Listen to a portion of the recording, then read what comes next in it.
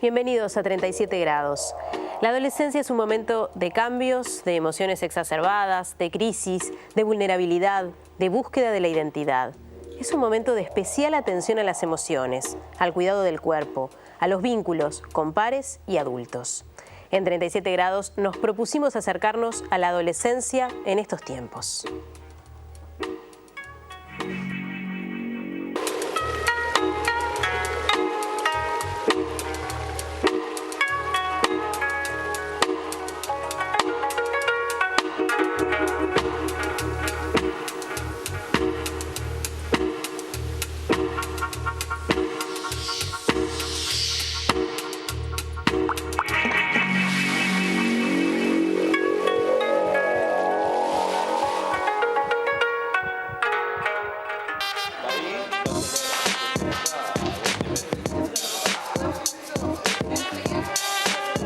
¿Cómo vive en este momento de su vida la adolescencia? ¿Cómo se siente? Bravo. Raro. Aprendiendo muchas cosas también, muchas cosas de gallo y todo eso, porque cuando sos chico no aprendes lo que aprendes ahora cuando sos adolescente. ¿Y por qué es bravo? O raro. Y porque hay muchas cosas en este mundo. ¿Qué pasa? Yo qué sé. Es verdad. No sé, es raro porque hay cosas, por ejemplo, que de niña pensábamos que era algo y cuando crecimos un poco más, no es lo mismo.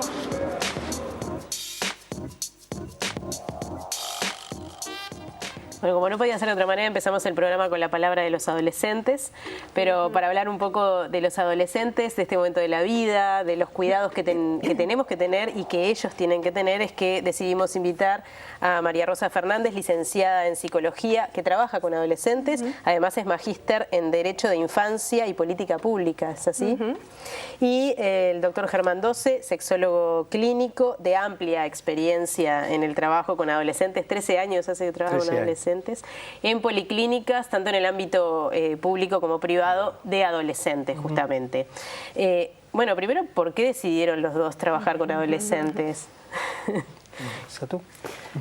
Fundamentalmente porque es una etapa donde uno observa la oportunidad, ¿no?, de intervenir y de acompañar un proceso justamente de formación subjetiva, donde el adolescente requiere de un acompañamiento importante para ser contenido en todas las manifestaciones que ocurren en este periodo de su vida, ¿no?, y que requieren de una contención, un acompañamiento, un cuidado especial para, bueno, poder ir nutriéndose para poder generar su porvenir. Justamente porque es una etapa de tanta importancia, es que consideramos, o yo considero, que es un momento importantísimo para acompañarlo y sostenerlo y darle herramientas para poder transitar esta etapa con las crisis que corresponden en este momento, pero con las apoyaturas necesarias, ¿no? ¿Qué es la adolescencia? ¿Qué es este proceso? Que no se es ni niño ni adulto, que hay tanto cambio, que los adultos los ven a los adolescentes como un problema muchas veces, o por lo menos una gran preocupación para los padres, ¿no? Ese va y no va a entrar en la adolescencia, eso que tanto escuchamos. ¿Qué es? Claro. ¿Qué es ese momento? Ese es el punto, el que el adolescente... La adolescencia es una cosa relativamente nueva. En el siglo XIV, XIII, XII no existía la adolescencia, porque a los 13 años, 12 años se casaban. Claro. De manera que pasaban de niños a adultos. Después apareció esta etapa que, bueno, que no eran ni niños ni adultos, y aparece la adolescencia, o lo que llamamos adolescencia, ¿verdad? Que, según la definición, bueno, va de los 10 a los 19 años, pero que eso también es muy elástico, porque hay adolescentes de 10 años que son absolutamente niños, y otros, hay adolescentes de 14 años, mujeres que tienen 2 hijos. Claro. Entonces, bueno, es un poco relativo y elástico. Medicina del adolescente es una etapa, es una situación nueva, es una especialización relativamente nueva, en que ni van al pediatra ni van al médico de adultos. Entonces, bueno, de alguna manera se está creando este espacio de medicina del adolescente que necesariamente, y más que en ninguna otra edad, hay que trabajar en equipo. Acá no se puede trabajar solo. Y eso lo entendemos todos los que estamos en esto de la adolescencia. Cada edad y cada momento de la vida tiene sus características. En realidad nos hemos propuesto en el programa tratar de repasar, dividiendo a grosso modo cada momento, todos estos, pero evidentemente la adolescencia era infaltable, era un momento para todos especial, por lo menos mirándolo desde acá. Y habiendo pasado por eso, ¿no? Todos pasamos por ese momento. Todos estuvimos en ese país. Exacto, todos estuvimos ahí y sin embargo igual nos cuesta comprender, ¿no? Aún habiendo pasado, nos cuesta comprender a los que hoy son adolescentes. Porque cada momento tiene sus características distintas. ¿Cómo son los adolescentes de hoy? ¿Cuáles son las características diferentes en un momento donde hay tanta exposición con esto de las redes sociales, donde los modelos de familia ya quizás no sean los mismos o son más diversos? ¿Cómo es el adolescente de hoy? Sin duda que para esto que tú traías, ¿no? Para poder pensar la adolescencia hay que poderla también encuadrar en las condiciones actuales, ¿no? de construcción de una subjetividad adolescente, que son distintos a los de otros momentos históricos, políticos, económicos, y donde evidentemente la cultura en la que nosotros estamos insertos también incide en las modalidades de ser adolescente o de estar adolescente, ¿no? Por eso lo que decía el compañero recién, ¿no? Que es más bien una etapa evolutiva, más que un momento cronológico, que tiene que ver justamente con cambios profundos en su identidad, cambios profundos en su cuerpo y cambios profundos en su vínculo con las figuras adultas de referencia y con la cultura en la que está inserto, que va a incidir notoriamente en cómo él va a procesar cambios que se van produciendo internamente, ¿no? ¿Se adolece esta etapa? Se adolece, la adolecen los adolescentes, la adolecen sus grupos familiares, la adolecen también los espacios en donde está inserto, que son fundamentales, porque los lazos de afiliación social o colectiva son los que le van a permitir al adolescente justamente tramitar los profundos cambios internos que está viviendo y que de alguna manera eso es lo fundamental en esta etapa y lo más importante para poder acercarse es escuchar a los adolescentes, que es un poco este dispositivo que ustedes generaron hoy. Escuchar a los adolescentes desde su propio planteo, qué es lo que les pasa, cómo viven su adolescencia, es como lo fundamental. Bien, importante el vínculo con la familia, bueno, ustedes lo verán en el trabajo permanentemente, y también con los pares, ¿no? Una edad en la que los pares empiezan a tomar una relevancia diferente a la niña, en el caso de la niñez, ¿no? Importantísimo, importantísimo.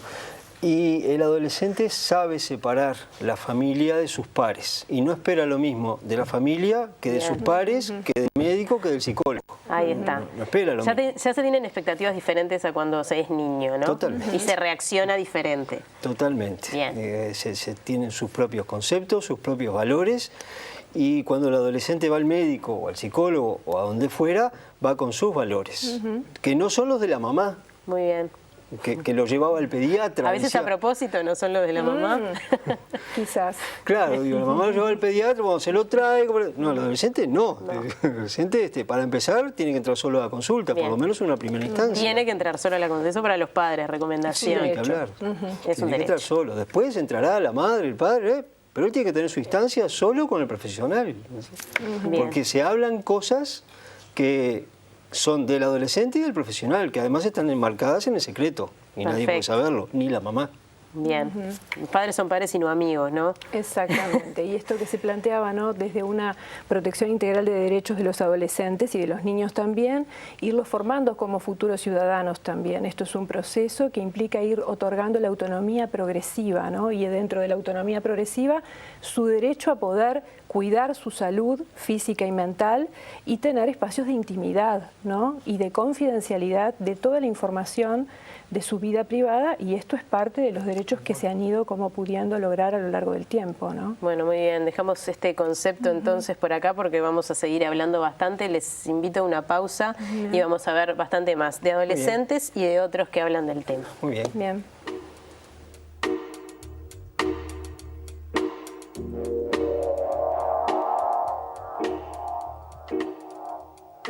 Lo que sí es importante como áreas de acción de políticas públicas pensar para la salud, en este caso, cuáles son esos determinantes de la salud y cuáles son las condiciones en las que los jóvenes se están desarrollando desarrollando y están transitando sus trayectorias. Me parece que esas son las claves, ¿no? Y que siempre son las principales o las más comunes son la educación, garantizar que los jóvenes puedan transitar por ciclos educativos de calidad, flexibles, el ingreso al mercado de trabajo que sea de la manera más protegida, de la manera más cuidada, esto quiere decir formal, con seguridad social, posible. Después tiene que ver también con garantizar recursos para aquellas mujeres y varones que deciden tener hijos a edades tempranas. Bueno, la salud sexual y reproductiva es también un área de atención, ¿no? El ejercicio de la sexualidad y el ejercicio de los derechos sexuales y reproductivos también tienen prioridad en las personas adolescentes y jóvenes, donde hay que dar más recursos, ¿no? Mayor educación sexual, mayores servicios de salud sexual y reproductiva de calidad, accesibles, gratuitos.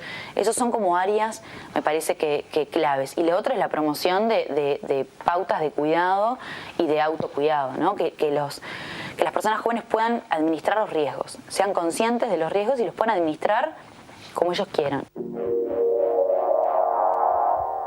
¿Y qué les preocupa a ustedes como adolescentes en este momento de su vida? ¿Cuáles son las preocupaciones que ustedes tienen? La calle, primero que todo. Sí. De noche, porque cuando salí de noche a la calle hay muchas cosas que decís, ¿y eso? Sí, es que ahora te preocupas más porque ves una persona, yo sé, media rara, vestida rara, yo sé. Extraña, ahí va, y decís, voy a cruzar para el frente porque si no te regalaba, yo sé. Salís y estás con tremenda inseguridad de lo que te puede llegar a pasar. No sabes si llegas a tu casa de vuelta. O hay, con las luces esas todas en las calles que están todas las luces rotas, los gurises que se juntan en la esquina y todo eso, está bravo para salir. Te sentí un poco perseguido también, porque viene una banda o pasan en la calle y bueno, está, como dijo él, me cruzo para el otro lado o no sé, o doblo para la otra esquina.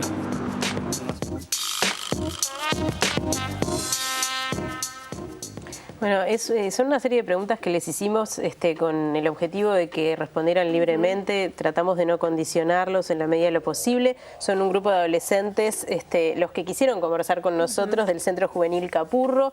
Veíamos ahí Martín, Pía, Alejandro, Dayana y Eduardo. Se sentaron juntos, les pasamos las preguntas y ellos dijeron lo que les parecía. En este caso, un motivo de preocupación para ellos es el tema de la inseguridad. Se sienten violentados, perseguidos, decían ahí. Y nos pareció oportuno mostrarlo, evidentemente porque es lo que ellos dicen y además porque también es como uno de los indicadores también del riesgo entre los jóvenes, al menos en alguna de las encuestas que se manejan en el MIDES, nos lo pasaba la socióloga Ferrari que veíamos antes de la pausa, es el tema de la violencia entre los jóvenes, ¿no? También en muchos casos se llega incluso hasta la muerte por agresiones entre ellos. Ella nos decía porque los adolescentes tienen muy baja percepción de riesgo, ¿no? ¿Es así? Me parece que que quizás hay que poder apuntar a cuáles son los mecanismos de protección y cuidados que nuestra sociedad y como tal los grupos sociales que se ocupan, digamos, de sostener y contener a los adolescentes, ¿no? ¿Qué aportes le hacen en ese sentido, ¿no?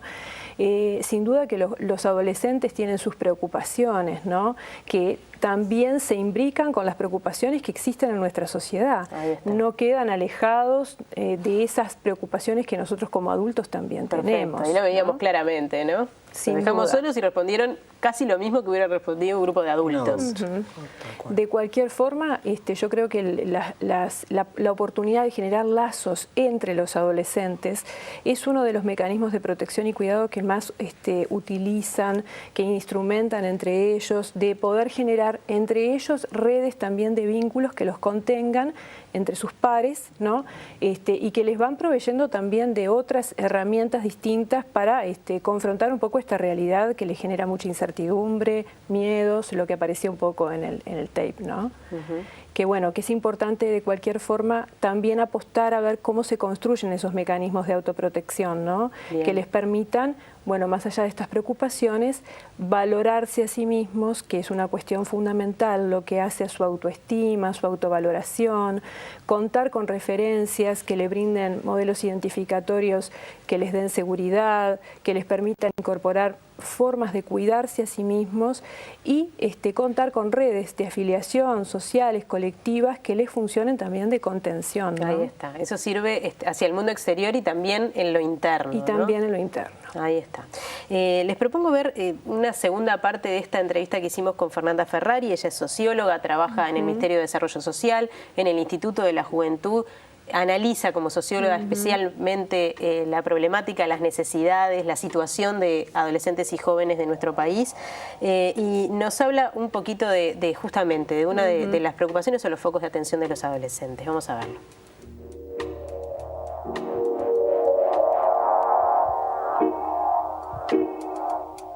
Y al menos un 12% de jóvenes admitió haber estado deprimido, desesperado o angustiada las últimas 2 semanas, y muy pocos recurren a servicios de atención de salud mental, ¿no? O psicológico, terapéutica. Entonces, ahí hay como otra área de acción que se han venido presentando avances, pero que aún falta mucho, y que es el poder acceder a espacios de salud mental de un abordaje integral, de una concepción de derechos donde los jóvenes y las jóvenes puedan expresar sus angustias. Y bueno, y algo pasa con la vivencia de la adolescencia y la juventud en este país, que es bastante adultocéntrico, ¿no? Y que no jerarquiza justamente a las personas jóvenes, ¿no? Que no se le da un lugar o un espacio. Entonces hay ciertas características de la sociedad uruguaya, más conservadora, como más centrado hacia una franja etaria de la población que no incluye a las personas jóvenes, que no les da un lugar de confianza, que no les da oportunidades. Bueno, tiene bastante que ver con esto que hablábamos de la contención, de mirarlos a ellos y además con las emociones. Nos pareció interesante destacar esta parte de la que hablaba Fernanda, porque se han conocido encuestas en el último tiempo sobre un porcentaje bastante alto de jóvenes que llegan al suicidio o que lo han intentado. Ella hablaba que un 12% de los encuestados en una encuesta nacional de adolescentes dice haber pasado por algún momento de depresión en el último tiempo. Y decíamos al comienzo del programa de un estado especial, ¿no? En la adolescencia. Se dice que se adolece, las emociones se exacerban, ¿no? ¿Es así? Sí. ¿Qué se hace con eso? ¿Qué signos debemos atender? ¿Cuándo es normal que un adolescente pase por determinadas situaciones y cuándo, bueno, normal entre comillas, y cuándo debemos atenderlo?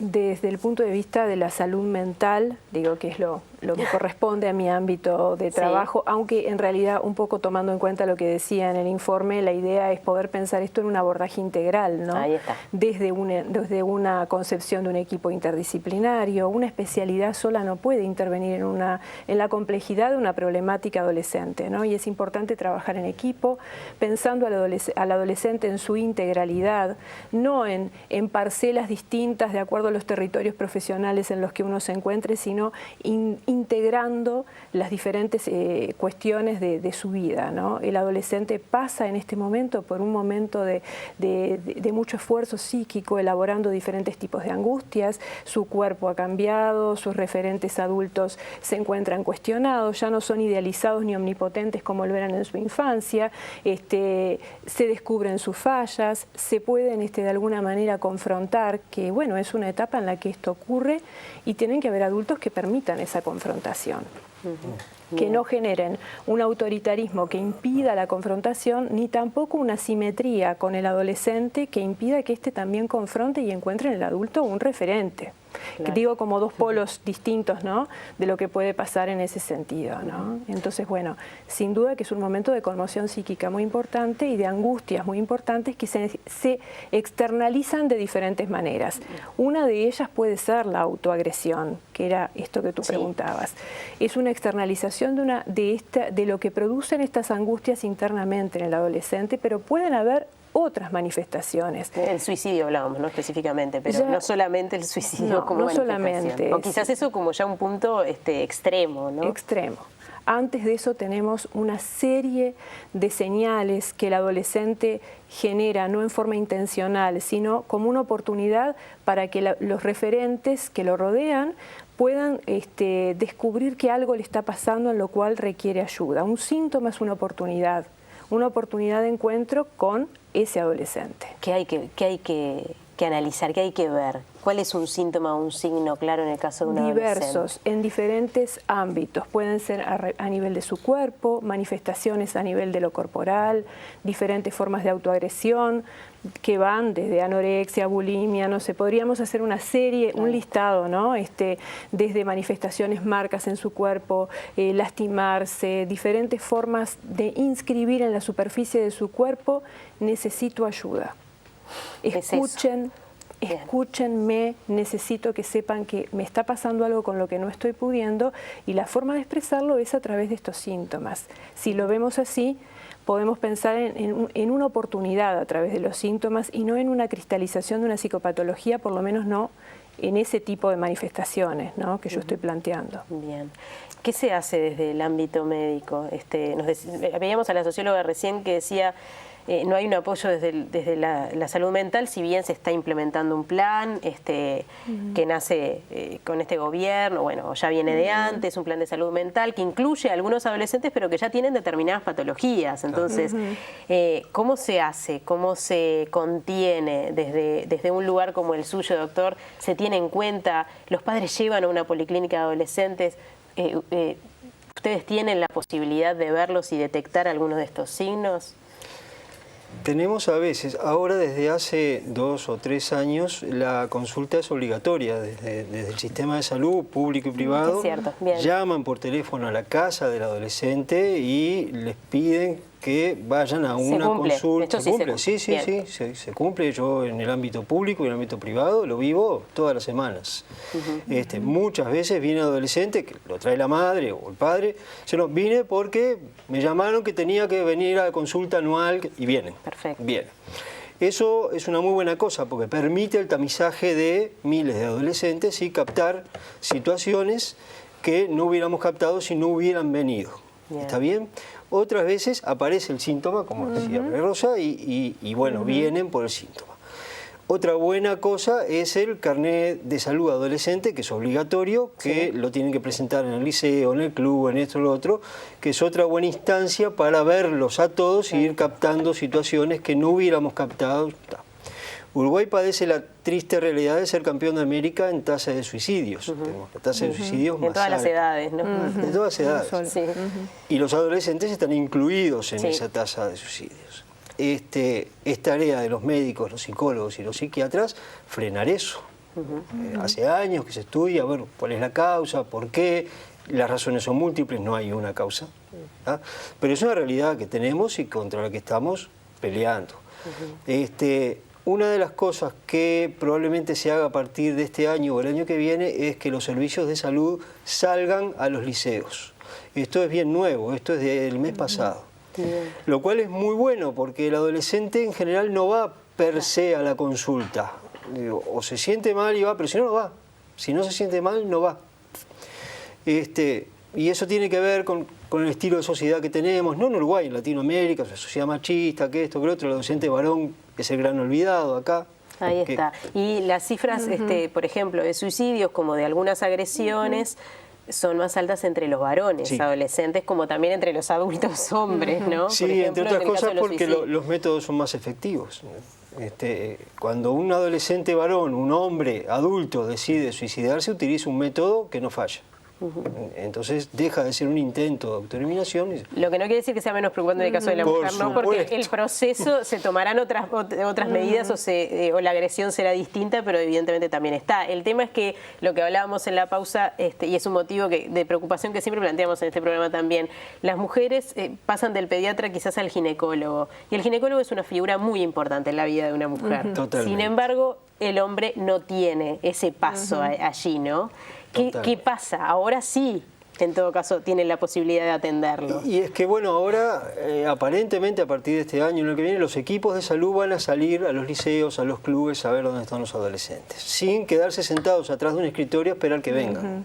Bien. ¿Verdad? Que es difícil que vengan. Bien. Entonces, bueno, con esa experiencia esperamos que se capten más situaciones y se puedan solucionar más problemas. Cuando un adolescente varón llega solo a la consulta, él solo llega a la consulta, es porque venció un montón de obstáculos sociales, psicológicos, familiares, de sus pares, que hicieron que llegara a la puerta del consultorio. Y ahí tiene muchísimo peso, aunque parezca increíble, la recepcionista del equipo de salud. El equipo de salud de los adolescentes tiene que ser multidisciplinario, desde el recepcionista hasta la persona que le despacha el medicamento en la farmacia. Porque si la recepcionista no tiene esa formación en adolescentes, y capaz que se va, porque no puede esperar, porque el adolescente no espera. El adolescente es ahora, ya. Y si tengo que esperar media hora, me voy. Claro. Entonces hay que atrapar. De alguna manera hay que atraparlo. O sea que además del personal de salud que tiene que estar atento, evidentemente tiene que haber una política de Estado, ¿no?, en relación a eso, un poco lo que decía la socióloga Ferrari, esta sociedad tan adultocéntrica, ¿no?, tratar de mirar también para ese lado y evidentemente cambiar un concepto en todo. Por suerte se está dando todo esto, ojalá que, se está también, trabajando, sí. que tanto los clubes como los centros de estudio privados y públicos abran las puertas, ¿no?, y permitan que esto suceda. Claro. Les propongo ir a una pausa y dejamos para el final el capítulo, uno de los capítulos más importantes quizás de la vida del adolescente, que es la sexualidad en todo lo que representa. Muy bien. ¿Me acompañan? Bien.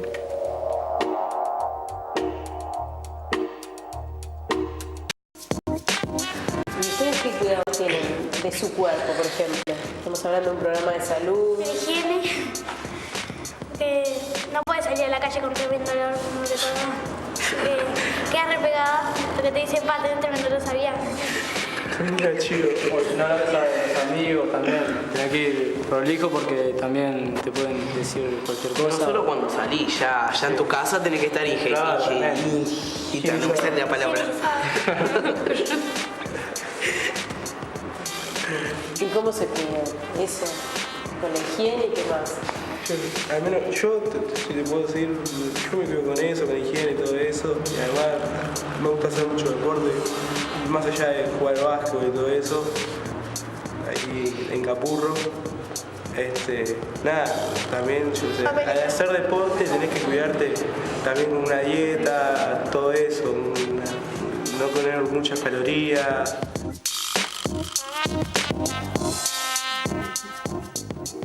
Bueno, estamos hablando de la adolescencia, de los adolescentes en 37 grados. Les recordamos con María Rosa Fernández, licenciada en Psicología, y Germán Doce, sexólogo clínico, ambos con muchísima experiencia en adolescentes, en el trato con ellos, en escucharlos seguramente. Y allí dijimos que el capítulo era sobre sexualidad, les planteamos a ellos qué cuidado tenían sobre su cuerpo. Y lo que salió fue lo que escucharon, ¿no?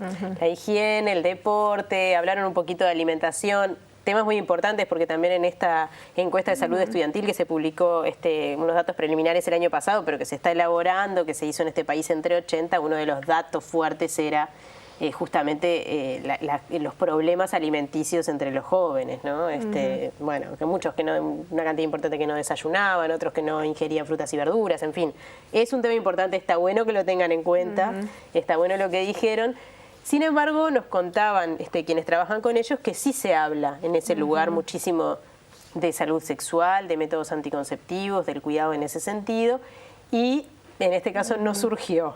Se ve que las cámaras jugaron su papel allí y quizás no se hayan animado a hablar de ese tema. ¿Sigue siendo un tema tabú? Sigue siendo un tema tabú, por suerte cada vez menos.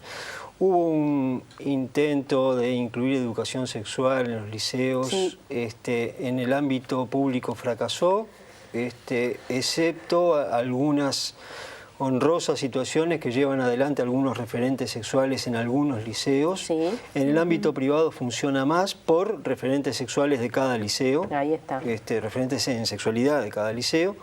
Pero no hay un programa de todos los liceos, menos de todas las escuelas, sí, que atienda a la educación sexual. Y no solamente en los liceos, y eso que hay una ley de salud sexual y reproductiva que se aprobó en 2008, la ley 18.426, que establece, ¿no?, los derechos justamente, no solamente reproductivos, como decía el doctor, también sexuales. Claro, si yo voy a un servicio de salud, público o privado, y ahora desde hace 1 año y medio o 2, están los servicios de salud sexual y reproductiva. Sí. Muy bien. Entonces a partir de esta ley, ¿no? Se conforma a partir de esta ley. Entonces yo voy y veo la puerta que dice Servicio de Salud Sexual y Reproductiva. Golpeo y hay un ginecólogo o ginecóloga, una psicóloga o psicólogo y asistente social. Y yo voy y digo, bueno, yo vengo porque tengo un problema en mi sexualidad. Y bueno, no se sabe atender. Yo soy varón y tengo un problema en mi sexualidad, tengo una eyaculación precoz, una disfunción eréctil, una disminución del deseo. Y bueno, no hay un sexólogo clínico en los servicios de salud sexual. Hay asesoramiento para interrupción de embarazo no deseado. O para evitarlo. O para evitarlo. O sea, los sumos se proveen métodos anticonceptivos. Sí. No, sí. Hay algunos servicios, y me consta, en que se atienden mujeres y hombres en la Policlínica de Salud Sexual y Reproductiva, en el ámbito privado. Y creo que hay uno en el ámbito público. Estoy seguro de uno en el ámbito privado que no puedo nombrar acá. Pero en general... Se puede, ¿eh? No. En general no es así. En general el hombre es un poquito dejado de lado. Si yo les pregunto a cualquiera de las mujeres que están acá, si se acuerdan a qué edad tuvieron su menarca, su primera menstruación, todas se acuerdan. Sí. Todas se acuerdan, dicen a los 11, a los 9, a los 13, a los 12, y es más, algunas se acuerdan del día. Sí, yo estaba con una amiga en el cine, casi me muero, por suerte mi amiga había llevado y fuimos al baño. Sí. Si yo le pregunto a cualquiera de los hombres que están acá, ¿qué día tuvieron su espermarca, su primera eyaculación? No se acuerda nadie. Ni la edad se acuerda, ni el año. No se acuerdan. Muy mal llamada polución nocturna, porque ni es polución ni tiene por qué ser nocturna. Polución es contaminación. Claro. Y el semen no contamina nada, si es estéril, ¿qué va a contaminar? Y nocturna no tiene por qué ser, puede ser a las 3 de la tarde, durmiendo a la siesta, o puede ser por masturbación o por lo que fuera. Pero es la espermarca, la primera eyaculación, que marca el inicio de la pubertad. ¿Y por qué nadie lo sabe? ¿Y por qué todas las mujeres saben cuándo fue su menarca? Quiero decir que las mujeres a veces lo saben y no positivamente, porque a veces no lo sabían o a veces es un momento angustioso, ¿no? O sea, porque tampoco es que eso quiere decir que se maneje bien ese momento. No, pero lo saben, porque le marca la vida. Sí. Le marca un antes y un después. Sí. ¿Verdad? Es más, en la familia ya se habla que fulana es señorita. Sí, ya es señorita. Hasta regalos se le hacen a veces a las mujeres, desarrolló, ¿no? Se desarrolló. Exacto. Pero el varón no, nadie le dice nada. Yo tengo varones de 12, 13 años, en la consulta pública y en la privada también, que me lo trae la mamá, me lo sienta al lado y dice, acá se lo traje para que usted le explique porque el otro día amaneció mojado y no era que se hizo pichí. Y bueno, yo de eso no entiendo, así que usted explíquele. Entonces... Y el chiquilín entiende menos porque nunca nadie le habló de ese tema. En la casa no le hablaron, no saben. Es un tema que no se habla. Entonces tenemos un agujero grande ahí en educación sexual que hay que taparlo. Ahí está. Situaciones estas que ocurren en la adolescencia, lo que consideramos de acuerdo más o menos a la edad, independientemente de que en cada persona pueda ser un poco flexible, casi siempre, o en ese momento, o quizás se marque el inicio de ese momento, ¿no? Me interesaba hablar un poco de lo que es la sexualidad en general, pero si les parece, primero vamos a compartir una nota que hicimos con la doctora Estela Concelo, que es ginecóloga de la Policlínica de Adolescentes del Peire Rosell, que justamente trabaja en esto y que tratan allí a muchas adolescentes embarazadas. Ya he estado aquí incluso en el programa hablando de esto, pero también tratan de hablar de toda la sexualidad en general y proveen de métodos anticonceptivos. Le preguntamos por los métodos anticonceptivos, si los adolescentes los piden y qué se les da. Y bueno, hay algunas diferencias allí. Ella sí marcaba, a pesar de que nos aclaró que no le gusta hablar del ámbito público y privado y establecer diferencias, sí se piden más en el ámbito privado que en el público. Y los métodos en general son los mismos, se ofrecen, son gratuitos en nuestro país, pero bueno, nos contaba un poquito Estela Concelo de cómo se evalúa y que se les vamos a escuchar. La vemos. Bien.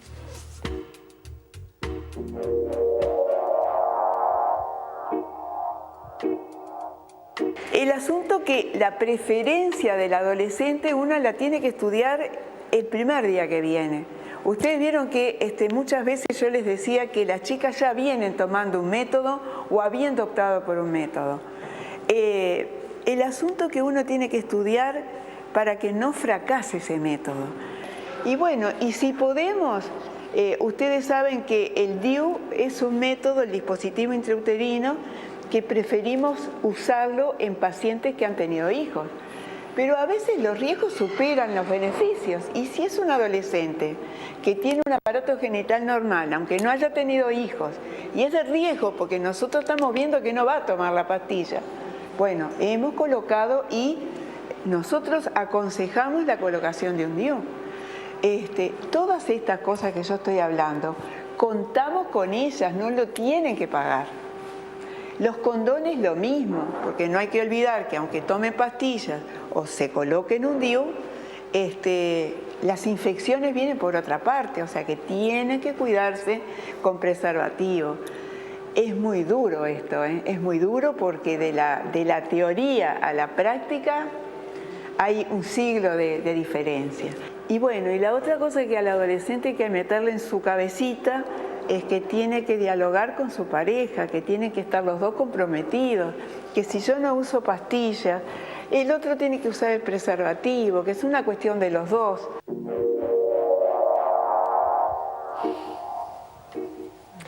Bueno, es una cuestión de los dos, esto tiene que ver con el cuidado. ¿Qué pasa con los cuidados en esta edad? ¿Qué pasa con la sexualidad?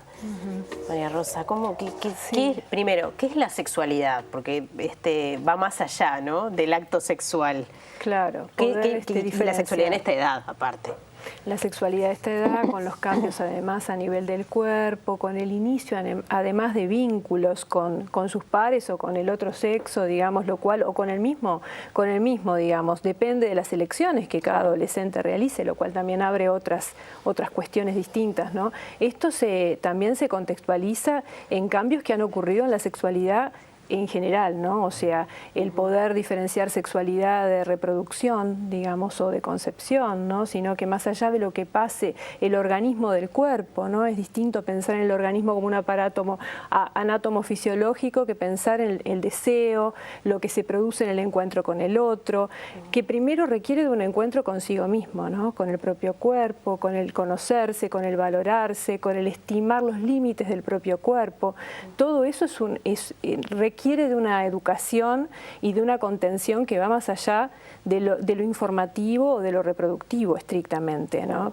La sexualidad pensada en un marco más de autocuidado, de autoconocimiento, de estima, de reconocimiento de los límites, de tener, digamos, vínculos que sostengan, ya sea de pareja o de familia, y si eso no está, como decía hoy el compañero, que existan ámbitos a los cuales recurrir donde el adolescente pueda contar con acompañamientos para estos inicios que son importantísimos, ¿no? Cómo los viva para su trayectoria vital futura también, ¿no? ¿Qué lugar juega la masturbación en este caso, en el reconocimiento?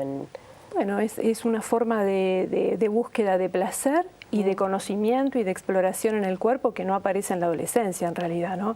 Ya aparece desde antes, y sin duda que en la medida en que no se viva con culpa o con una censura que inhiba justamente la exploración, ¿no?, del propio cuerpo, el autoconocimiento, va a permitir que, bueno, que el adolescente tenga herramientas también para vivenciar su sexualidad, no como algo negativo ni inhibirse, sino como un derecho también de poder vivir su sexualidad plenamente, disfrutándola, pero cuidándose. Ahí está, eso tiene mucho que ver con la intimidad también de la que hablabas, sí. Y hay una diferencia clara entre hombres y mujeres en este caso también, ¿no? Con respecto a la intimidad, a la masturbación, en fin, en lo que se admite y no, en la culpa que se siente, creo, ¿no? Que se arrastra y que sigue. Sí. ¿Y es un momento de elección sexual, la adolescencia? Bueno, es un momento en donde se están produciendo elecciones en todos los ámbitos, en un momento de crisis identitaria, y dentro de la identidad también está la identidad sexual, ¿no? Es un proceso que se va dando en esta etapa, pero que continúa y que requiere además de un acompañamiento desde el adulto que no genere, digamos, una cuestión autoritaria y severa, ¿no?, que impulse al adolescente de repente a tomar decisiones que quizás pueden ser muy precoces y que todavía no está listo para tomarlas, pero que a veces, por la oposición, por rebelarse a figuras autoritarias demasiado conservadoras, pueden hacer que precozmente tome caminos que quizás todavía no están listos como para tomarlos, ¿no? Eso- Depende de cada uno. ¿Eso puede marcar el resto de la vida?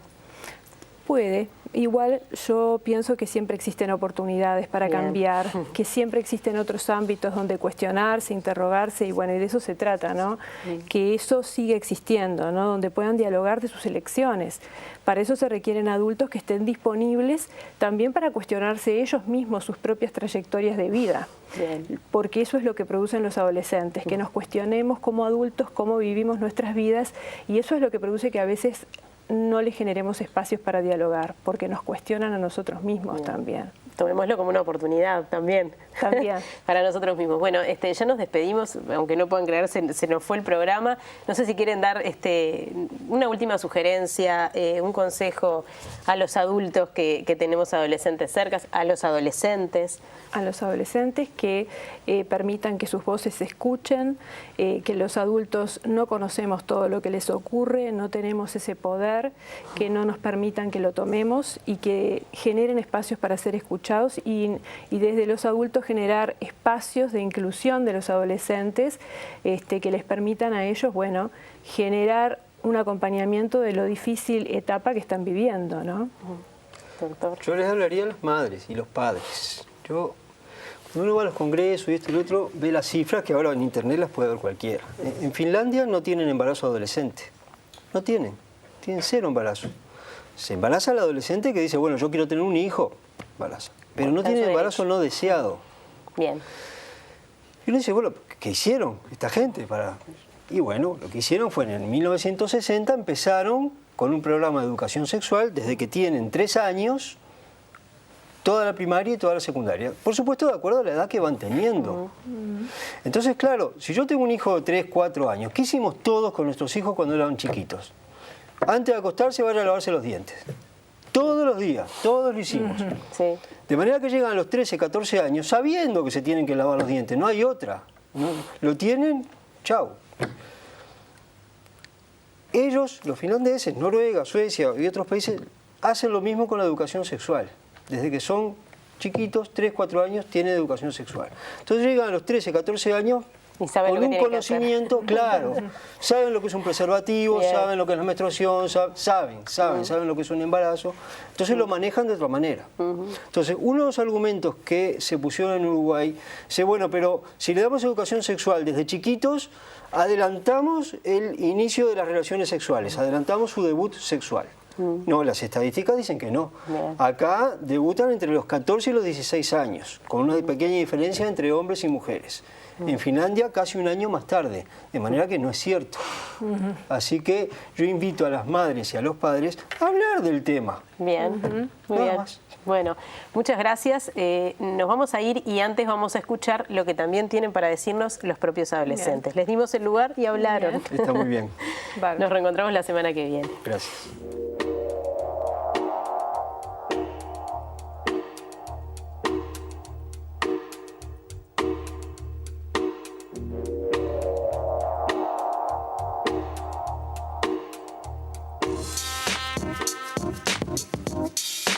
Yo le daría un consejo ahí, yo sé, que hagan deporte, que hagan algo, pues, y así empezamos a sacar a los pibes de las calles y todo eso, que se metan en algún club de fútbol, de básquet o lo que sea, que de última que no estén ahí en la esquina fumando marihuana, todas esas, drogándose, todo así, que es una cagada eso, perdón por la palabra, pero es como lo que yo pienso, que está mal eso lo que están haciendo todos ellos, que fumen cigarro, todo eso, que Eso no tiene que ver con el cuidado también. claro, sí,